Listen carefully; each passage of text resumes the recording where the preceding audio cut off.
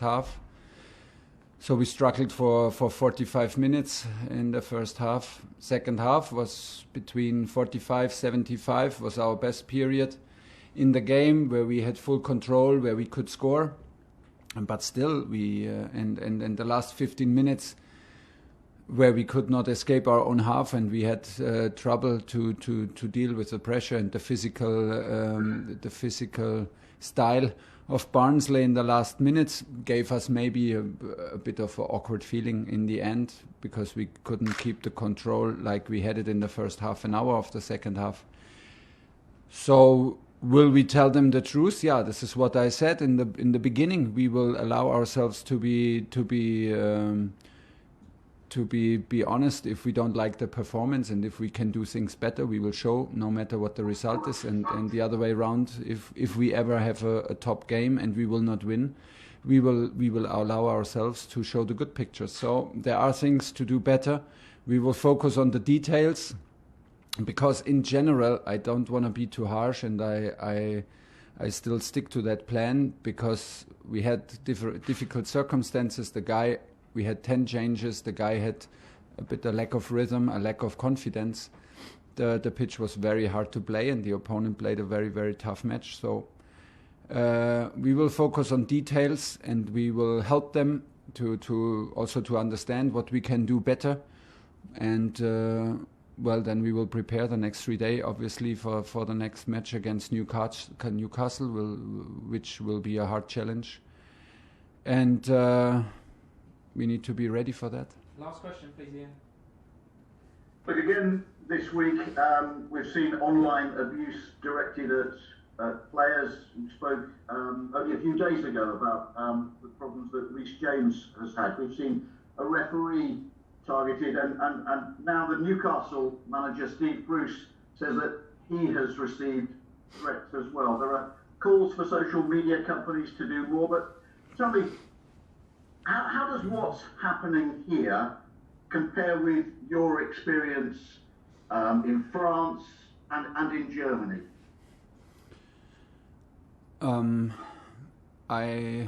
I would say I did not experience on social media, because maybe also because I'm not a social media guy. I have enough to do to control my smartphone, and this is by far enough for me. I can live days without my smartphone and don't miss a thing. So, but in general, I trained myself not to read about me. I trained myself. I had to learn it and train myself not to read about me, not in good times and not in bad times, because what is out there has an effect on you, and you cannot stop it. You cannot not let it have an effect on you. If it's out there and everybody's talking highly about you, it triggers something in you. And if they speak, of course, bad about you, it sticks also with you. And it should not, because the target is to be self-confident in the best way, and self-aware, and not in need for the admiration of external people. And this is kind of also a mechanism to protect myself. Like I said, I'm not a social media guy, so I'm more or less the guy who notices at last if something's going on in social media. This is what you're talking about, and the abuse is totally unacceptable, 100% clear. There's no other opinion here in the club, and of course not from me. And maybe, less words from me are more in this. Is unacceptable point, and we have to stand up against it. It's clear. John Southall, BBC 5 Live. Thomas, how are you? Hi, fine.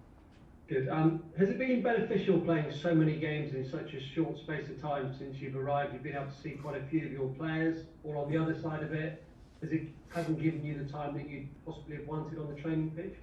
Yeah, every coach in the world maybe wants to have like 4 weeks with his new team to get known to the habits and the characters and the characteristics of the players.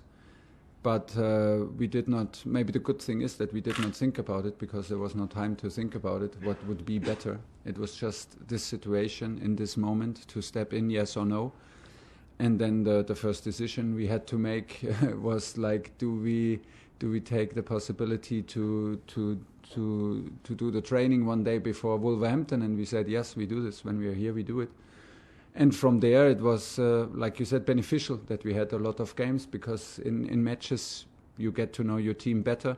In matches, the boys can show their spirit of competition, and their spirit, and their mentality, and you see pretty much everything. So what we're doing now is we're learning and trusting each other while we are playing in the hardest competition in Europe. Okay, this is what we do. And this is a good experience because there is no other way in the moment. So there are also no doubts and no complaints about that. And that is that it can be also sometimes a bumpy road, like yesterday. Yes, it's clear. Nobody wants that. We want to have better performances.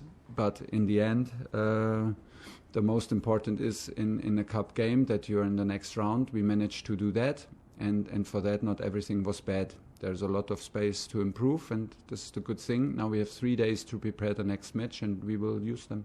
One more, please, John. Yeah, is it a balancing act for you? Because obviously the players at this time probably need a fair bit of rest, but also you need to drill into them what you expect. Yeah, it's always the balance in the moment, and this is what we think about most of the time when we're here in Cobham. So how many input do we get? How many do we put into the players? How many informations do we put? But in the end, less is more. It's a very old sentence, but it's like this: less is more. And there's a constant management for us to deal with the sessions, with the input, with the help, with the support, or like just sometimes also leave them alone and let them process all the new the new movements or maybe the new approach or like even their performances and also the new approach from the new coach. This is pretty normal, and we try to adapt. We talk a lot, and it's a constant management. But it will never stop. It's also like this will be like this during the next months, that we always think about how much can we give the team and what would be an overload. James, Talk Sport Radio. Thomas, we saw Callum Hudson-Odoi play at right wing back yesterday, and then he moved a little bit further forward on the left-hand side in the second half. Will it be players that are most willing to be tactically adaptable and flexible that will be most successful and get the most opportunities whilst you're here as manager? I don't know. Maybe it is it an advantage or not? I don't know. If you have a specialist who is a 6, he will play the 6, and no need to push the 6 to play central defender or wing back. But if you have players like Callum and we have the opportunity to give also to ask different questions to the opponents and to the opponents' defenders, why not to use it? Like you said, Callum started on the right side and finished on the left side. So it gives us the possibility to react and to be flexible and to help the team in structure wise and information wise, and it's clearly not a disadvantage. But if we have the feeling that players like Oli Giroud is a number 9, we will not use him on the wing. Last question, James. And if I can ask you, last night was a great moment for the Chelsea Academy with Gilmour, James and Abraham combining for that goal. I know it's all about results, it's always going to be about results, but how important is it for the development of players and the pathway that's there from the Academy whilst you're here? Is that something that you're keen on focusing on and being aware of as well? Also, I would love to, as maybe you know my last clubs, and it was always like this. The door was always open in my office for the coaches and the officials from the academy. I love to be to watch training and to watch in-house games on the other pitches of the academy. This is unfortunately not possible in the moment because we are in the bubble here and we have different zones where we cannot enter and leave the zones. So this is a bit more difficult than usual. But in my belief, like this is always the backbone of any club, and the more guys you have that can arrive in the first team, the better it is for the club, because it is something that the supporters love, and that these boys normally care absolutely about Chelsea, because they live it from over years and years, and they live the spirit. So it was a good moment. And on the other hand, it is the most difficult. It is also the most difficult way that they chose to make it at Chelsea, to make it at Paris, to make it at Dortmund. Is like one of the toughest challenges you can have. Sometimes the way is not only straight up. It's sometimes bumpy. It's sometimes you go on loan. But I like that they accept the challenge to make it here, and I feel from the boys here that they absolutely want to make it as Chelsea players, not only Premier League players, but they want to be Chelsea players. And this is the spirit that we want to feel, and when we feel the spirit in combination, of course, with that talent, we will push them. Olivia, PLP. Hi, Thomas. Hi. Can we just have a further update on Kai Havertz's injury that's kept him out the squad the last couple of games? And he has struggled in England in his first season. What can you do as a manager, and what can you say to him to ensure that we see the Bayer Leverkusen Kai Havertz do it in the Premier League? I'm pretty sure we will see. It takes its time. There is no short answer. If there was a short answer, I would clearly go and talk to him in that way to bring out his full potential. But what we know and what we can rely on, that all this potential is in him, and is logic that is also in him to show it on the pitch. And for every transfer and for every change of the club, for every player is different. Sometimes it needs a little bit more time to adapt. Sometimes it gets quick. Sometimes it's between one match and another. Sometimes it's a process.